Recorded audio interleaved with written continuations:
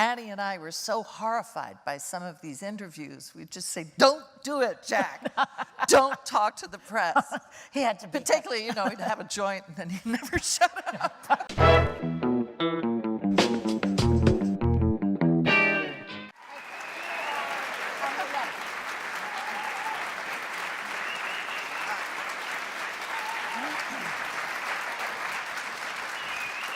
So, here we are. Isn't this fun already? In New York City.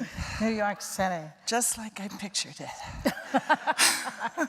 I first met Anjelica we were shooting a film called Manhattan Murder Mystery. I had this big a part. She had a big part.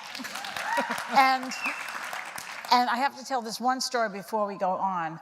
So one of the scenes I had was just to stare at you. That was my job. And I just had to stare at you. And Woody Allen came up to me and he said, I like what you're doing. And that was the extent of the entire conversation I had with Woody Allen on that entire movie. Now, did you speak to him more? Maybe a few words more than he ever spoke to me. Actually, after this incredibly seductive opening letter where he said, you know, you might want to come back and work for me again, because I'd done Crimes and Misdemeanors. And you were, by the way, you were great in that. Thank you. I love that movie. I think it's my favorite of all his movies. Thank you so much. Yeah. I like Manhattan. I think that's a great movie. But anyway, so I was petrified. He'd written me this beautiful letter saying maybe I'd like to come back and work on Manhattan Murder Mystery because I'd get to kiss him and everything. Oh, wow. I was really excited, and then I got there, and he sort of shied away from me. You're so I'm glad to hear. Too tall for him, maybe. I think maybe. But I was in terror during that scene because I had all this dialogue. And it was Ron Rifkin, you, Diane Keaton, Alan Alda, and Woody. And if you've ever been in a scene with Alan Alda, Diane Keaton, and Woody, it's mostly ums, you know? And so I kept getting really panicked that I wasn't getting my cues because I had to solve this huge mystery at the table and look really intelligent. They were just like, and then I'd have to jump in.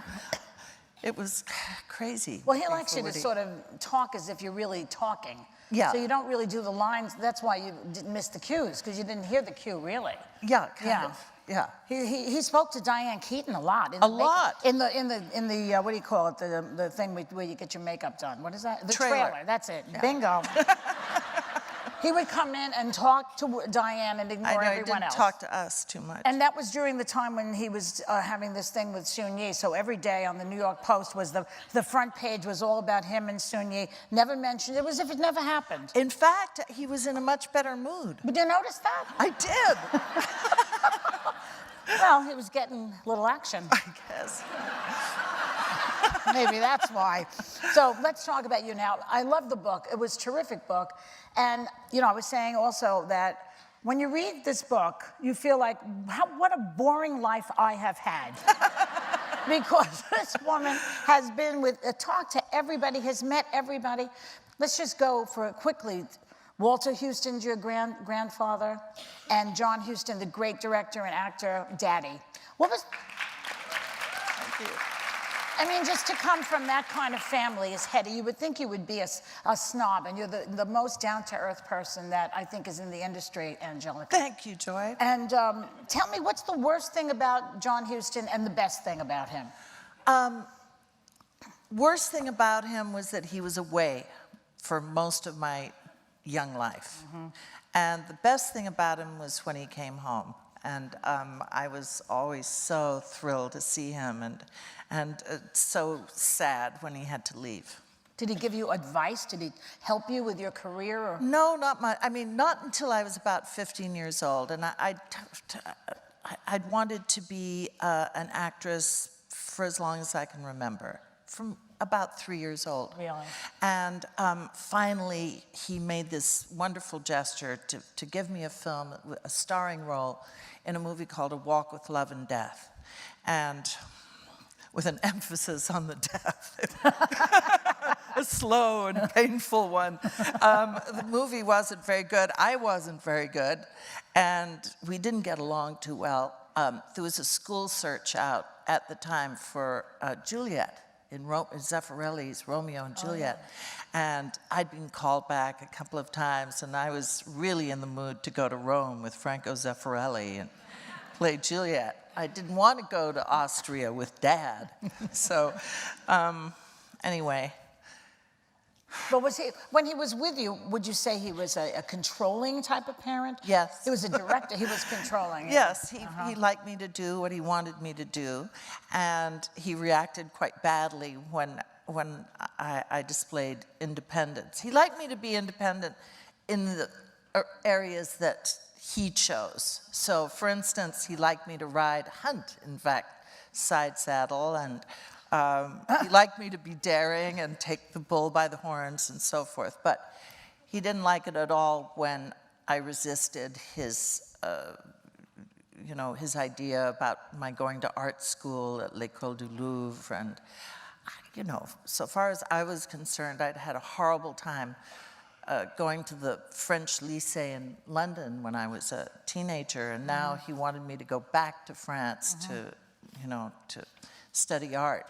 And I resisted, and he didn't like that. No. Were you good? Were you an artist? I had talent. Yeah. I've never trained formally as an artist, but I like to draw. It was interesting to me in the book that that you thrive on criticism in a way. That's where tell us about first of all, I just have to say there was a conversation you had with Tony Richardson that really popped out of the book for me, where he said, I'll quote, "Poor little you," he said to you. How old were you at this point? About 28. 28, he said, "So much talent and so little to show for it." This is Vanessa Redgrave's father, correct? No, husband. Husband, rather, I'm sorry, right. She goes, "Poor little you, so much talent, so little to show for it. You're never going to do anything with your life." Now, first of all, what made him say such a hostile thing to you, do you think? Tony was a really good friend. You know what they say with friends like that. No, it was actually great advice, because I'd sort of been dabbling up until that point. And what he was saying was, you should put it on the line. Stop messing around, Get with it. And he was right. You can't go around saying, "Oh, I want to be an actress, and not go and study or be with other actors or, learn about your craft. And so it was good. But so that's where you got the title of the book, right? Yes. Because you said, "Watch well, me." Well, actually, my wonderful book agent, Bill Clegg, gave me the title, but "Watch Me" was the line that stood out to him. So after that incident with Tony Richardson, how long did it take you before you took it seriously? Well, I agreed with him immediately, because I'd just come out of a rather serious car crash in which I'd broken my nose in several places, and I needed reconstructive surgery and so forth. So I was kind of in the mood to pull my bootstraps up and get with it. There's nothing like a car crash for a wake-up call. Exactly. But you got a lot of knocks, it seemed to me, in the industry. I mean, they told you were too old for the industry before you were even 40, and it seemed as though you didn't deserve that at all. And why you? Why would they be? I don't know. I think there is, of course, that idea of nepotism being a negative one, and it was as negative for me as it was for anyone else.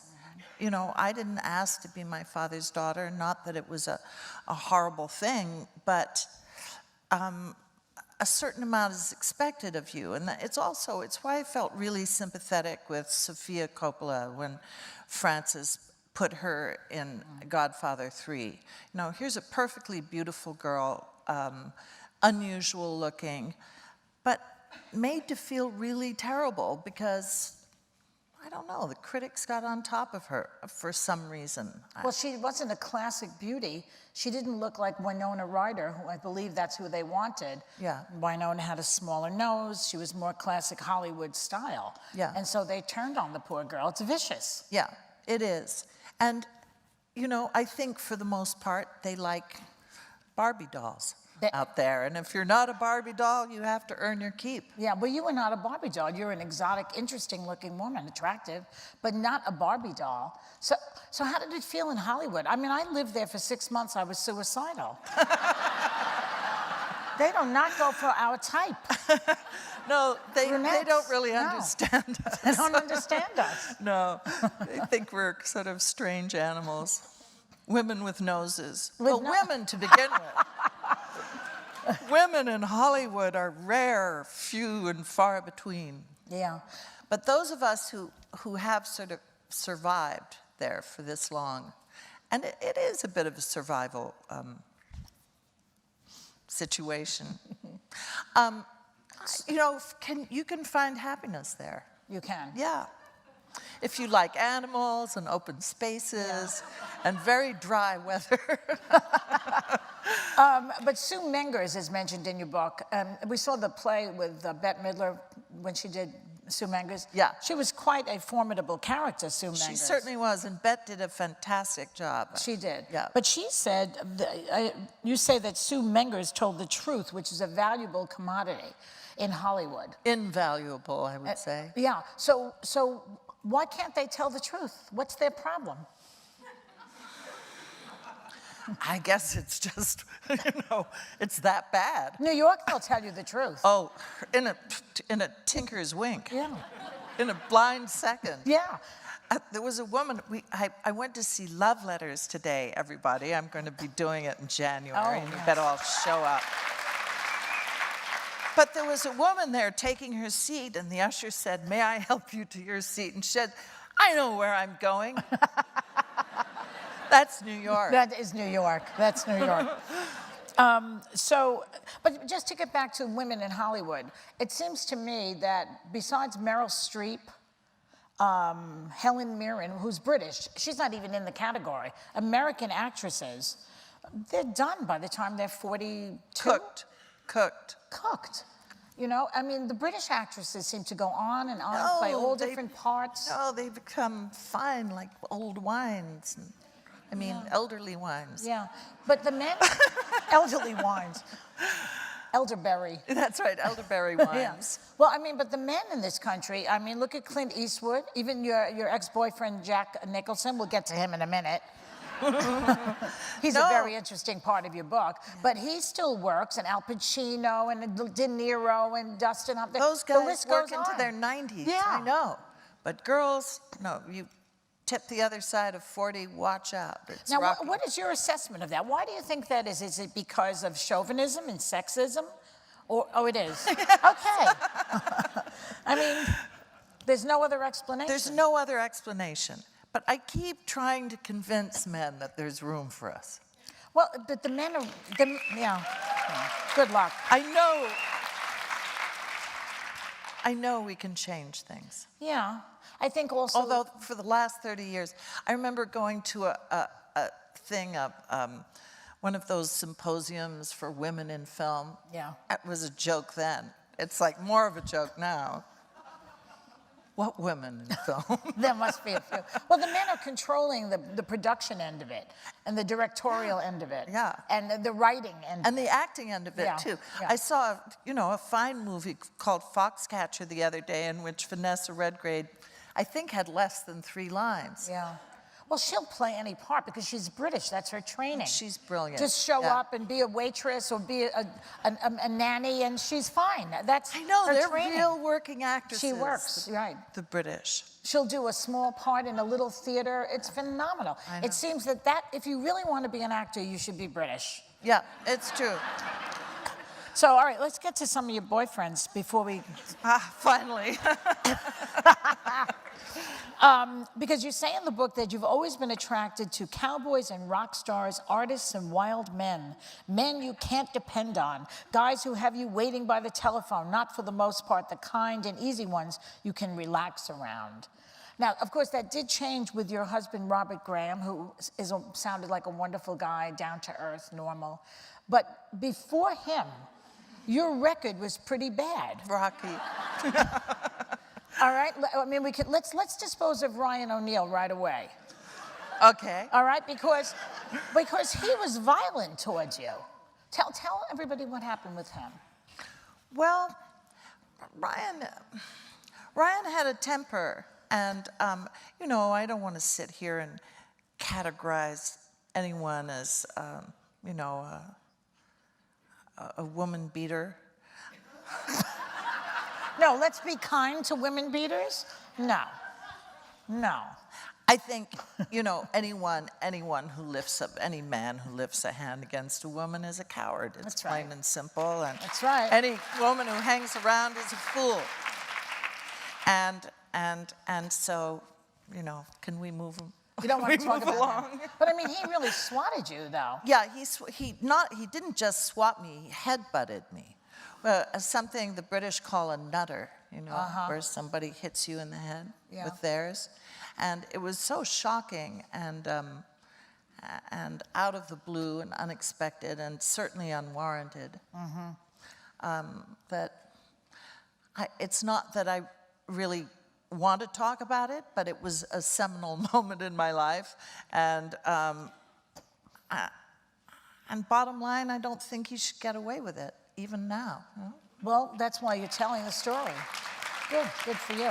I mean, he had a weird kind of relationship with Tatum also at the time that you knew him, right? Yeah, I don't think Ryan had a good grasp of boundaries, and I don't, you know, and I don't think he really,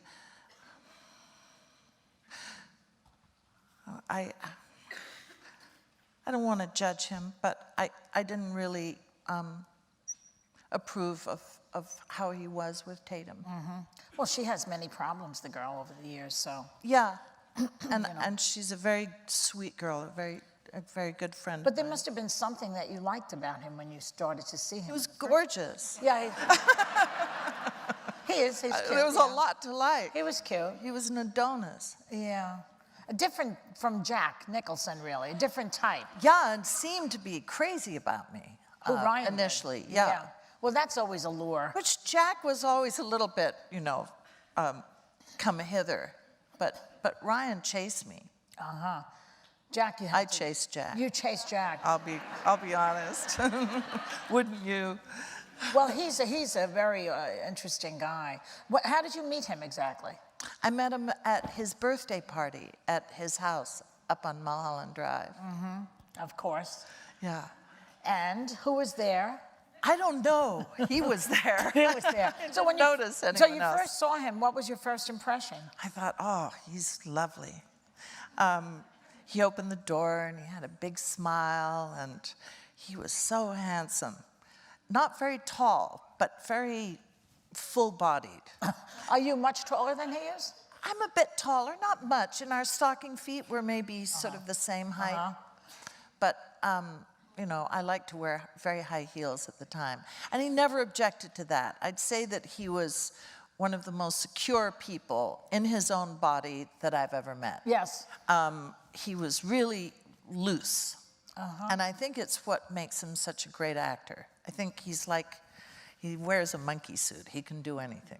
Yeah, he's very improvisational and secure. Yeah. And you know, what's interesting about him, because he did have an interesting background, as you discovered, and he discovered when he was an adult. I believe you were in Cannes? Yeah. Right? Which discovery I'm talking about the fact that his sister Oh, no, was his actually mother. it was right after Chinatown. After and he was Chinatown. doing a movie called The Fortune. And I was in his trailer one afternoon. He got a phone call. And he put down the phone. He looked very confused and told me that the person on the phone was a woman who claimed to be married to his father. Now, in his recollection, his father was a sort of older man who seemed to have a bit of an alcohol problem, who would show up at his mother's house maybe once or twice a year. Anyway, this woman told him that his sister was in fact his mother. Yeah. And the woman that he thought was his mother was in fact his grandmother. Yeah. And both women were deceased. So there was no way he could now go to his mother, his sister mother, and say, why or how? And his other sister ultimately sort of verified this story. I think it must have been unbelievably confusing, just even if it was a big, dark Irish lace curtain secret, you know, how it must have affected him subliminally, or what was going on emotionally. Well, did you notice any sort of reaction that he had? He didn't want to get involved. He just shut it out. He shut it out. He said, I'm too old to have a father now, you know, find my new daddy. Not going to happen. The fact that he was lied to like that, it must have had an impact on him. Yeah, and I think he was insecure about, you know, bringing in this new element, like, you know, what do they want? But I think it would probably take a bite out of your trust factor, wouldn't it? Yeah. Well, but he was untrustworthy. That's the irony of it, as far as it seemed to me. Well, that's what he learned. Yeah. And we all learn at our parents' knees, don't we? Yeah, I guess we do. So he was, I would say Jack was a womanizer, right? Would you call him that? I'd say so, but you know, I guess, well, I also say in the book that, you know, for someone who is a womanizer, that he was also quite discreet. So afterwards, when I read in Rolling Stone that he asked Vanessa Williams for her telephone number at a party where we were together, I was surprised, because I didn't see these sort of transactions going down. I probably didn't want to see these transactions going down.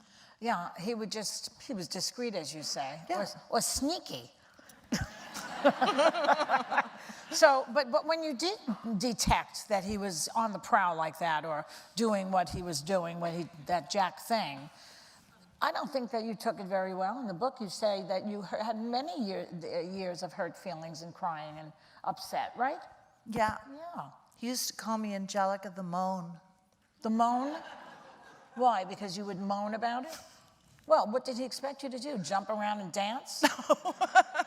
But, you know, maybe he wanted, you know, me to move along before I did. I don't know. I think it didn't have that much to do with me, frankly, Joy. I think it had more to do with his appetites than it had to do with hurting me, or it's even being about me. Yeah. And, you know, Jack is, he has the charm offensive. Charm is a dangerous thing. In fact, one of the most dangerous things, because you can get what you want with charm. But it's devious. It's devious. But then you continued with him. It was 16 years with him? So 17 years. 17 years. Kind of on and off. I had a house of my own. You know, I moved out of his house into a house of my own, but we went on seeing each other. We went to public events together. We were close, you know. We had a very strong bond. Well, you were a fabulous couple. I mean, people always, Jack and Anjelica are showing up at the party, and I think it's in one of Woody Allen's movies, right? Yes, Isn't it Paul Simon says, line. yeah, right? I remember being really shocked, because I'd never thought of myself as sort of Jack and Anjelica, but I guess we were. But there were things about him that I can see where you could fall for the guy. First of all, he was funny. And smart. Smart, and extremely talented. And also, you know, would get very generous with you. Gave you a lot of gifts, did he not? Yeah. What was that about? He was generous? He liked beautiful things. Jack also had great taste. And he liked to buy jewelry for women. I mean, me specifically at that point. And he liked to go to Sotheby's and go through those catalogs and pick out beautiful pictures. And he gave me some drawings. He gave me a Tiepolo. He's Really? Yeah, he has a very eclectic taste. And yes, he is generous. Yeah. That wasn't, you know, really what made me stick around. I stuck around because I loved him. And do you think that he And I still love him. Right. Yeah. Do you think that he loved you? Yeah, I do. I think he sort of forgot a bit that he loved me.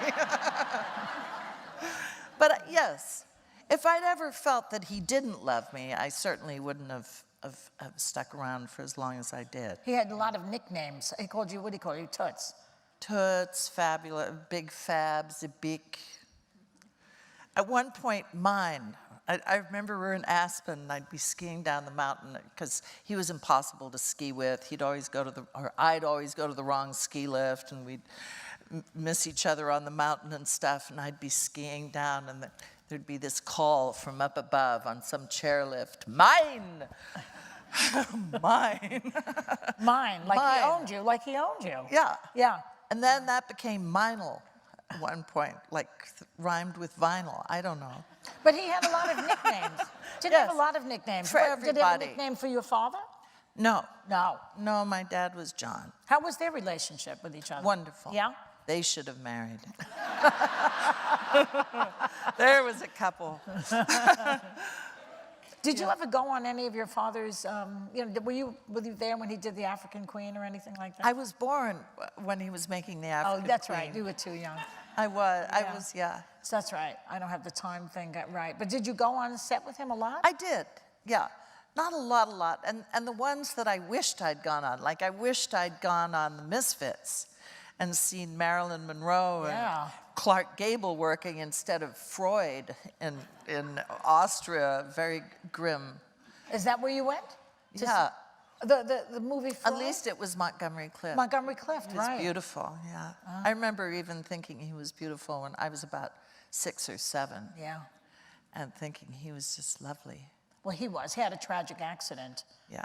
Another car crash up in the hills of Hollywood. It's treacherous there, I'm telling you. Now, so you tell a lot about Jack in the book. You go into a lot of detail. You talk about all these other women that he had while he was with you and everything. Has he read the book? Yeah. What does he say about the book? Well, I didn't really get a chance to cross-examine him, but because we were at a party. But he said it's good, and then we started to talk a little bit about it. But then dinner was called. We wandered off. So I haven't had a chance to really, hash it over with him. I don't know that I want to hash it over with him, but I sent it to him before publication just in case there was something he really hated. And he was fine. That I would have taken out, probably. He was fine, yeah. Well, that's the reason you liked him, too. Right. Because he's like, whatever. Exactly. Put it in there. That's right. Show all my warts. Who cares? He likes that, Yeah. I think. And we're fascinated by him. I have to say, I am, and others, because he never gives an interview. He refuses to give an interview. Everyone has been interviewed. And even Warren Beatty, who's also another recluse type. But Jack never. Does he have a reason why he never gives an interview, do you think? To maintain the star quality, maybe? Well, he used to sort of like giving magazine interviews. I remember he had a very famous Playboy interview that came out actually before I met him, but that was a famous interview because he talked about all kinds of stuff, premature ejaculation. I mean, get Jack going and actually... He probably thought the word ejaculation was named after him. It is. That's maybe right. But anyway, yeah. I think, oh yes, so I remember what I was going to say. Annie Marshall was she worked for him at the time, his assistant. He used to call her my staff. And she'd call him my boss, and he'd say my staff. But anyway, Annie and I were so horrified by some of these interviews. We'd just say, don't do it, Jack. Don't talk to the press. He had to be. Particularly, he'd have a joint, and then he'd never shut up. You're like, So just to finish up with Jack then, we talked about him quite a bit tonight, but you did break up with him eventually. Eventually. So what prompted it? Well, a young woman became pregnant. And it wasn't you. It was not me. Yeah. And, So you were seeing him when this happened? well, yeah, I mean, yeah. So prior to that, Although there were many separations, I, at this point, had a career. I had other interests myself, probably at this point. You know, we'd been through the Ryan thing. So incrementally, we were growing apart anyway. So he became a dad again, but he had another child from a previous Yeah. relationship Actually, before you. several, because he had a child with Susan Ansbach Oh yeah, when he did King of Marvin Gardens. that's right. Which none of us knew about until much later on, he included.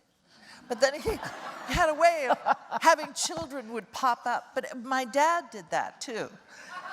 Be like, oh, honey, you have a little brother. So great. And there'd be some toddler there, very sweet. But Are you in touch with any of these siblings? yeah, I adore my brother Danny. He's the best. I bless the day, but you know, at the time it was a bit of a shock. So not to get Freudian on you, but to me, I see parallels here. Hello. Really? I don't want to push it. Wow, But you should go I know, into psychiatry. yeah. I mean, tell us. Well, I'm sure you've been in therapy. Have you not? Not much. Not- 'Cause it's so blatant, isn't it? I know. Why would you need to pay a psychiatrist? They're only going to tell you. They're only going to Yeah. tell you. Yeah, daddy dearest. What are you going to do? Yeah. But he was emotionally distraught when you broke up with him, I read. I don't know. He said I wasn't around. He said he was emotionally annihilated when you broke off with him. Well, as I say, he loved me. You know, I just don't think he really expected that it would maybe end our relationship. Oh, really? Did he really think? No, he said very clearly, and the great thing about Jack was, like, when he was defending himself, he'd always go into the double negative. So it was like, I don't want nothing to change. But Just like that, double Just negatives. like that. So, okay, let's talk a little bit about Roman Polanski. Is another interesting story in your book, because tell us what happened that day that you were at his house and this 13-year-old girl appeared. well, I was actually at Jack's house, and I was packing up some things, because this was all around the same time as my breakup with Jack. Over the Ryan O'Neal situation. And the night before, Jack was away. He was in Aspen, I think, and I'd gotten a call from Roman, who we saw a lot because Jack did Chinatown with him, and Roman was kind of part of the group. And he asked if I wanted to go see a movie, and I said sure, and we decided we'd go see Lena Wertmüller's Seven Beauties. And we went to the theater, and we met in Beverly Hills. I drove down. We had like soup at Nate and Al's, and saw the movie. And then he dropped me off in the parking lot, and I watched the taillights of his car drive on up Rodeo Drive. And I thought, I wonder if it's true that everything in Roman touches turns bad. Yeah. Well, it turns tragic. Yeah. Yeah. And the next night, I was up at Jack's house on Mulholland Drive, packing up my bags and so on. And I saw flashlights under the window. And it was peculiar because Jack had just put up a big gate, a big fence, because a lot of weird stuff happened on Mulholland Drive, as per your fears. Anyway, it was guys down there. And my dog was barking, and I went to the top of the stairs and looked through a window, and I saw about 6 guys, big men, and Roman. And was knocking at the door, and I opened the door because I saw Roman there, and he said, I'm sorry, you know, this is just this is nothing, I hope you don't mind, but I think these gentlemen asked to come by, something like that. I go, okay. And I didn't sort of register at that point that they were cops, but suddenly they were all over the house. And anyway, they found cocaine in my purse. I was arrested, taken down to, I think, Santa Monica in one squad car and Roman in the other. And that was that. Did you have a mugshot? No. No. Mm-hmm. But it turned out, you know, that this was as a result of my having seen him the day before. Oh no, when I'd gone to the house, that's right, sorry, I missed out a whole part of this story. Yeah, the 13-year-old I'm telling girl. you really badly. The day before, when I was packing up, I'd come back to the house and seen some cameras there, and I didn't know who was there, but I sort of vaguely recognized a blue jeans jacket that Roman had been wearing the night before at the movies. So I figured he was there, he was doing photography or whatever. I went, I made a phone call, and then he came around from the back of the house with a girl, tall girl. She asked the sex of the dog, and they left, and that was that. But how old was the girl? I have no idea how old she was. She was, in fact, I think, very young. Yeah. Well, you know, that's the whole thing with him. But here's the other thing about all of that. And I don't want to make excuses for anything or for anyone along these lines. And, you know, there were various accusations and so forth. And I don't want to get into the accusations because I really don't know what went on. But men in those days were going out with really young girls. Those days? A lot of, yeah, well, more. You mean young, you're talking about like adolescent girls. I'm talking Not about just very young girls. Very young. Men in those days were doing that. Yeah, much more than now. And it wasn't particularly frowned on. Really? Really. The 50-year-old man with a 13-year-old girl was not frowned on? You know, Yeah. 13, I don't know. Yeah. But men were going out with younger women. Yeah. Well, he went on the lam the day before they were about to arrest him, I believe, right? Yeah. And he went to Switzerland. Well, what happened was he got a kind of leave from the judge, and he had some time off. Like there was going to be a period of time between that moment and his sentencing, and the judge let him go. And I think he was photographed at a film festival somewhere with a bunch of young girls, and that's when the judge said he has to come back. Yeah. And he has to, you know. What was he like when Jack was shooting Chinatown? What was happening there? He's a genius, I think. He's Very mercurial, very intelligent, very fast, very kind of impatient, but brilliant. And I liked him a lot. Yeah. I still do. Yeah, wow. But his family made a tragic mistake during the Holocaust years, correct? They went to Poland from France instead of, so that was a big mistake. Oh my God. Wound up in concentration camp. Yeah, and he His lost mother his died mother. in concentration Right. And then, of course, the tragic story of Sharon Tate. He is a total tragic figure, this guy. But let's see if there's anything more fun to talk about. Yeah. Tell us about, I'm just curious about you now. I just want to know, like, first of all, what was the highlight of your life, would you say? If you had to put it in a time scale, what's the highlight? Tonight. No, come on. She's very charming. No, the highlight, what was it? Was it going out with Jack? Was it being in Prizzi's honor? Was it being... Getting the Oscar was pretty great. Yeah, okay. Yeah, that was a highlight. Okay. And what would you say was the nadir? Well, the worst thing that ever happened to me was my mother's death. And you were very young. of course. That had a tremendous impact on you, I'm sure. That's a terrible thing to happen to a child. And do you have regrets about your life at all? No, I don't really.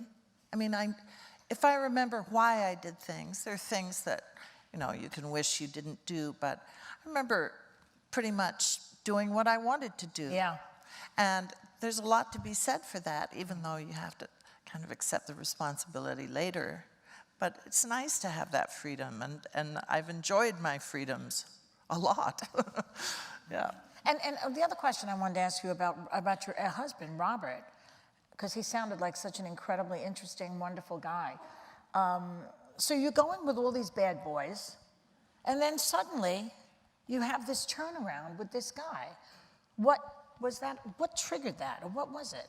I don't know, because I think probably Bob was capable of being a bad boy, just like other bad boys. In a different way, though. He liked to throw knives and... At you? at what? Just kind of in restaurants. But he, you know, he wasn't all saint. He was, I think, you know, he had an artist's soul. He had a very beautiful soul. Yeah. Well, I mean, it seemed to me, and I could be wrong, that you did not feel safe with Jack or with Ryan, really, emotionally safe. No. But with this guy, you did. Yeah. So that was quite a difference. He was trustworthy. Yeah, that's right, which was unusual for you, Yeah. right? People have questions for you. Somebody asked a good question. Is there an actor you would never want to work with again? Never want to work with again. Yeah, there was an actor, but I never will have to.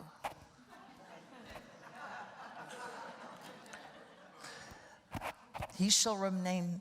You don't want to say He shall it? remain nameless. Oh, well, give us a hint. We'll guess. You won't be able to, because he wasn't really famous. But it was the last time I was on stage, which is many, many years ago, and he is kissing me too fervently in a scene night after night, you know, and I asked him not to, and then I asked the stage manager to ask him not to, and he kept on doing it. Tongues. Ew. Disgusting. Your father came up with a voice for Prizzy's honor. Because you have that wonderful May Rose, you know, when I want to do it on the Oriental, that whole thing is so, you know, iconic, really. That whole scene. It was so well written. How did that come about? Tell us that. The accent? Yeah, the whole thing. Yeah, well, we'd all come to, the actors had come to New York, and I was going to do this film with Dad, and Jack had agreed to be in it, and John Foreman, his producer, was producing it, and we all went into rehearsal, and we did this reading around a big table, and Dad kind of sat and listened to the reading with a pained expression on his face and got up and left right afterwards. Oh my God, what's wrong? And he just wasn't happy. And on set, there was an actress called Julie Bavasso, a great character actress. And some days later, Dad called Jack and I up, and we're staying at the Carlisle, and he came in, he was wearing a cloak, and he put his arms around us, and he took us to the window and said, "Look at that view, kids." And we looked out over Central Park, and we said, "Oh, it's beautiful." And he said, "I found the voice of the movie." And we're like, "Really?" And he pressed a button, and it was Julie Bavasso. He said, "I want you all to speak with this accent." You have to understand, it was before Moonstruck, it was before The Sopranos, so it was really a kind of innovative move to have us all speak the lingo. That's true. So then, you know, I went to church a lot in Brooklyn, and Jack hung out at the gaming parlors, and we had a great time on Well, Jack was from New Jersey. He must have heard that accent. Oh, yeah, he loved it. Yeah. And he put this piece of kind of cotton in his upper lip, so he had this. Was that your impression of your father? Because I know you do an impression of him. Of my dad? Your dad, do you? Well, yeah, you know, the voice. Yeah. This person, you don't want to do it. This person says that, wants to know, who were your positive female role models? Well, my mother was... How old were you when she passed away? I was 16 when she died. But I have to say she was my biggest role model, and you know, the most important woman in my life. Other than that, role models, female role models. Sue Mengers. Joan of Arc, Sue Mengers. Yeah, okay. Not too many, maybe. Yeah. Huh? Mostly men in your life, it sounds like. Did you have?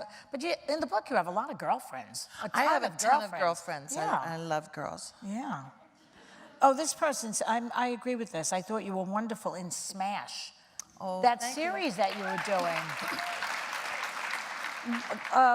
Thank you. Tell us about that. That was your first TV role, correct? It was my first mini-series. Yeah. I mean, not mini. It was my first series. I'd done some good mini-series. But, you know, I don't know. That thing of every week after week, same character. Yeah. And especially after the first year, because I thought the first year was really good. And Teresa Rebeck was our writer, showrunner. After they let Teresa go, I think the show suffered, I'll be honest. And why would they let her go? She was so good. I don't know. I think it was a mistake for maybe they didn't want the show to go on. I'm not sure, but I thought it was a fatal mistake. Do you like? I really liked her writing, and I liked her personally. Yeah. Do you like working in television? If you could do, let's say, a shorter miniseries, you know, on maybe HBO. a shorter. I like to have a sort of finite. Isn't that dumb? But well, I think it's just I'm old-fashioned or something. Yeah. I like to know I'm working up to this point, then I have a little breather, and I don't know. And it's really intense too. The hours are really intense, and you know, mornings, getting up at 4:30 in the morning here in January to go over to Brooklyn. Is there a series? Do you watch this? There's some wonderful series playing all the time now. HBO, and Stars, I admire Showtime. those actors so much. I mean, Juliana Margulies, what she has to do. Yeah, she's very good. That year show's after great. year in The that Good show. Wife. God, she must be rich though. No, the people who are really rich in television are the ones who get the created by credit. Those are the ones. Jerry Seinfeld, Larry David, people like that. But by the time they make all that money, they're old. Well, some of them are old to begin with. Tired. Yeah. But I mean, the series on HBO and Showtime, those short-lived, the Brits. Yeah. The Brits, they do it so fantastic. well. I know. But you did The Dead. That was sort of semi-British. Yeah. Irish. I like those productions. Yeah. And I like working in England. It's civilized. And directing, do you like directing? I love to direct.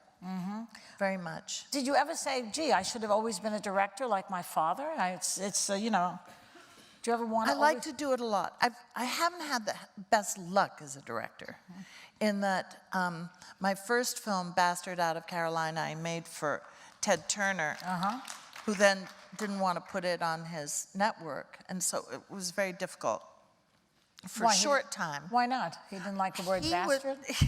Well, maybe not. And also it was a very tough book by a woman called Dorothy Allison about her experiences as a young girl growing up with a highly abusive stepfather. And it was pretty graphic, but there was no way to tell the tale without showing what was going on. So when Ted Turner's company asked me to take out a rape and a molestation scene, the only two in the movie, I heard like, well, there's no story. That's what the movie's about. What are we talking about? So anyway, I was depressed for a few days till I got a call from Gilles Jacob at the Cannes Film Festival, and he offered to show the movie there in a section called Un Certain Regard. And so the movie went to Cannes and had a lovely reception, and Then I was nominated for a Directors Guild Award for the movie. It had a really nice ending for me. But Ted Turner never sold it foreign. So ultimately it showed on Jerry Offsey's Showtime. So it was good. It was good it saw the light of day, because there was a moment where it looked dubious. And then my other movie that I made in Ireland, a movie called Agnes Brown. Ah, thank you. Originally called The Mammy, which was actually a much better title, but... What was it called? The Mammy. The Mammy. Yeah, but they thought that had negative connotations. Yeah. Whereas in fact, it's what, Irish kids call their mothers, Mammy. And Well, you lived in Ireland for a I while. did, and I very much liked that movie, because it was kind of a fairy tale. It was about a mother of 7 children who's in love with Tom Jones. It was really sweet. Anyway, I had a hard time with it, because then October Films, for whom I made the movie, sold to USA, and it just got lost. But they still see it in Ireland, I'm happy to say. Yeah. Is there a role that you missed that you were sorry that you didn't get? Maria Callas. I always wanted to play Maria Callas. But it didn't happen. Not yet. I was talking to Ariana Huffington, now of the Huffington Post, then a screenwriter, or trying to write a screenplay for Maria Callas. And she asked me to do it, would I participate? And I said, great. And she said, who do you think should direct it? And I said, well, Visconti's dead. He would have been ideal, but in his absence, what about Franco Zeffirelli? She thought that was a great idea, and she got in touch with him, and he came out and stayed at her place in Santa Barbara, and her mother cooked for him.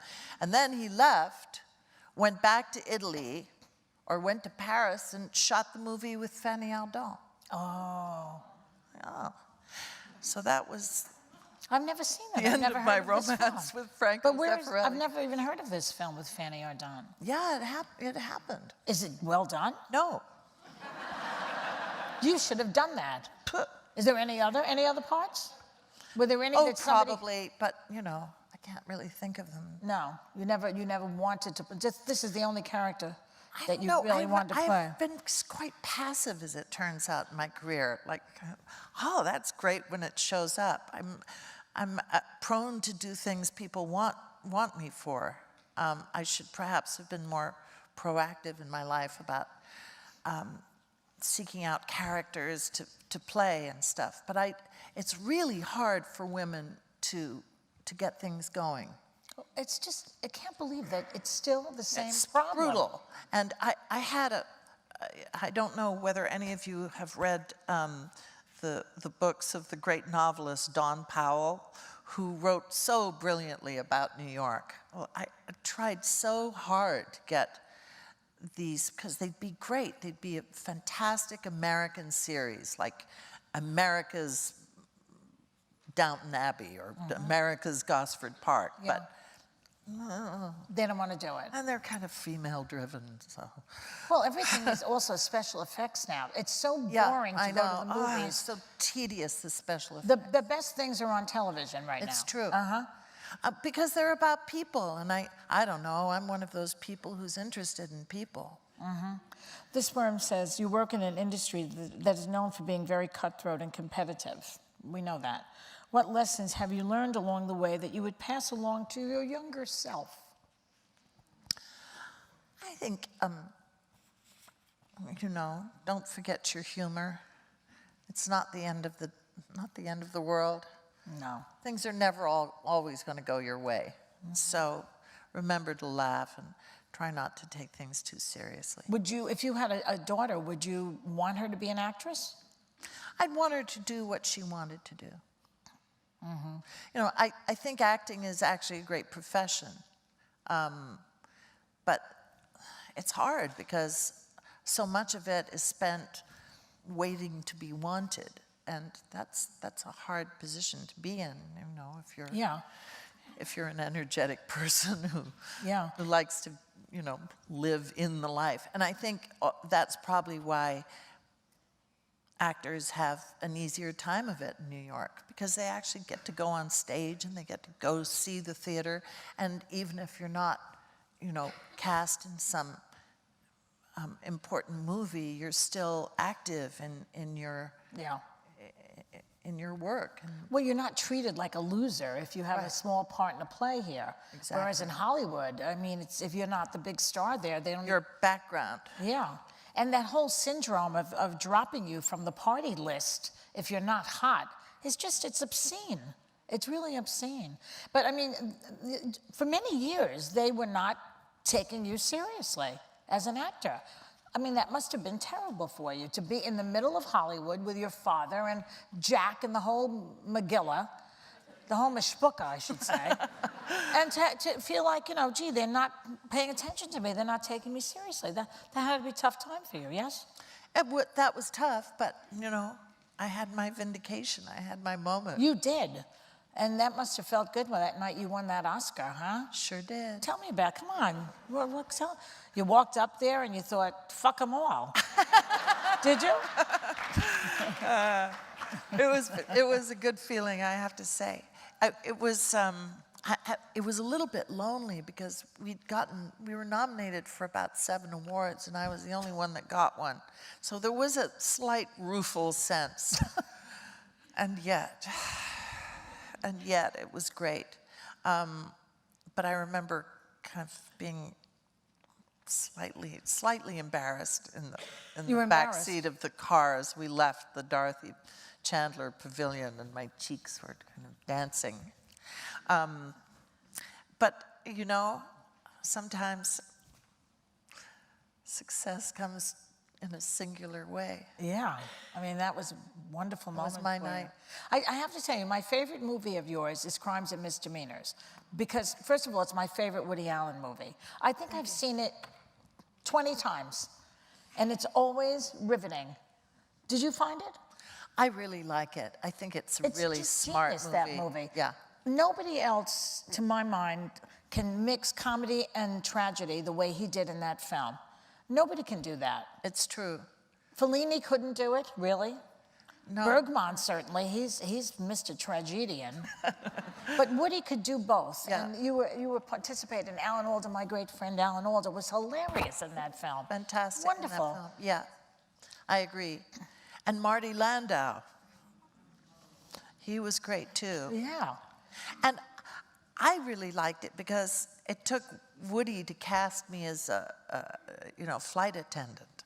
I don't know anyone else, any other director on the face of the earth who'd cast me as a flight attendant. Maniacal, maybe. Well, how did you work on that part? Because you were obsessed with Landau, obsessed. So how did you work on it? Well, I just sort of looked to my own character a bit.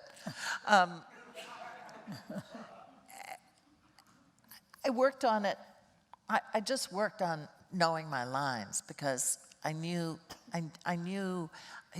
Woody's proclivity for following one scene with one camera, doing one take. Yeah, and I knew he wasn't prone to cut away. Mm-hmm. So I knew this much, that I had to know the scene up and down. And as it turned out, we were in a very small apartment. And the first scene I had with Marty Landau, I'm screaming at him, I'm taking pills, I'm drinking, I'm carrying on, and Woody did take after take, and it started to feel really long. Like we were on about the 11th or 12th take, and I thought, what am I doing wrong? But I think he just wanted to wear us down and get us to, crazier and crazier, and I think that's what we saw in the scene. He doesn't really direct in any direct way. Mm-hmm. It seems like he never said anything. He says nothing. Like, ooh. Isn't that unnerving to have a director who doesn't speak to you? A little bit. Yeah. Yeah. But I think it creates a certain tension, and that's what he was looking for. I don't know. Maybe he was trying to wear Marty down. Maybe he was trying to get me to a different place, but he didn't tell us what to do. Mm-hmm. And sometimes if a director doesn't tell you, you feel very insecure, you're doing the wrong thing. But I Well, guess that's why when he said, I like what you're doing, that was like that was a big compliment, which I didn't even get. Yeah. Because I said, what am I doing? I'm staring at Anjelica. You know? But when you direct, are you like that? Or are you more, to the point? I guess it depends on whom I'm directing. Who was your favorite director? To work with? Yeah. Well, it's difficult because I have a few. I loved working with Stephen Frears because he really knows, he's BBC trained, and he really knows what he wants. He's just a pro through and That through. was, which movie was that? The Grifters. The Grifters, oh yeah. And, John Cusack. Adorable. And then I also really like working with Nick Rogue, who, he's the director of Don't Look Now, and he's really something. He The directed Donald me in, Sutherland movie? Yeah. And Julie Christie. Oh yeah, yeah. that's a great film. I did The Witches with him. Was that fun? That was fun to do, huh? It was fun. I mean, it was horrible. The prosthetics were horrible. The green smoke was a nightmare. But working with Nick, who just, he loves it so much. And he's so sort of inspirational, and he just pushes you further and further. And I don't know. He gave me ideas, and I love directors who sort of something goes off, and all of a sudden you say, "Can I do this, Nick?" And you go, yes. That was Nick. Have you ever feel seen- like a conspirator, Have you ever seen any of the movies about Alfred Hitchcock as a director and what a sadistic beast he could be? I know. Oh my God. I know. Horrifying. Yeah, imagine working with, is there anybody who dead or alive that you wish that you could have worked, like Sidney Lumet, I always think would have been great to work with. Yeah, he would have been great to work with. And I mentioned Bergman and Fellini, people Bergman. like that. Bergman would have been DeSica. great. Well, I mean, talk about a woman's director. Visconti. Visconti, I would have loved to work with the him. Damned, right? Damned. The Damned is a scary Death film. in Venice. Yeah, The Leopard. The Leopard, wonderful movies. Beautiful. Yeah. Yeah, I loved his movies. So what's next for you? Well, Love Letters here in January. Now, what made you decide to do that? I mean, you It's really a basically, good play. you and who's your co-star in that? Martin Sheen. Martin Sheen. Oh. And are you really going to be reading, or you know the script? I don't know the script yet. Do you have to know it? Because it is your reading No, you love don't letters. have to have it. You have it in your lap. I mean, hopefully you can get off the script, but it's really nice to know that it's there. But I saw Candy Bergen and Alan Alda today, and she's really good. She's pretty much off her script. Yeah. Yeah. Is he fun? He's always funny. He's great. Alan is always funny. They're both great. I highly recommend it. It's just beautifully written, simple. I was sobbing. And then what? Anything else in the works? Yeah, I have a movie called Master Cleanse by a director called Bobby Miller. Masterclass. That was the Cleanse. Cleanse. Master Cleanse. Very different. Master Cleanse. This is a subversive little movie. Just to give you a sort of taste of Bobby Miller, its director, his first movie was a short that he presented at Sundance about a tub that gets pregnant, a bathtub that gets pregnant. So Master Cleanse is, it kind of Is it a feature? based Feature? vaguely on the same idea, but in a more human variety. Of a tub that gets pregnant? No, just a kind of, that would be a facet of his interests. Master Cleanse, I'm not going to give away. It's too good a premise. Okay. So that's what's on the agenda right now. Yeah. And after you leave, you're going to go back to LA. Where do you live now? I'm going to go to Philadelphia tomorrow, and then Chicago for a few days on the book tour, then back to LA for a few more days. And that's where I'm living now. Is there another third book that you could write? Not yet. I've got to live it first. I mean. Okay, well, I'd like to thank you. Did everybody? Joy, Wonderful. thank you. Thank you. I learned at a very young age, if you say bad lines of dialogue, you look like a bad actor. If the lines aren't smart, you look dumb. Because you can be single because, you know, oh, nobody showed up yet. But that's not why I'm single, okay?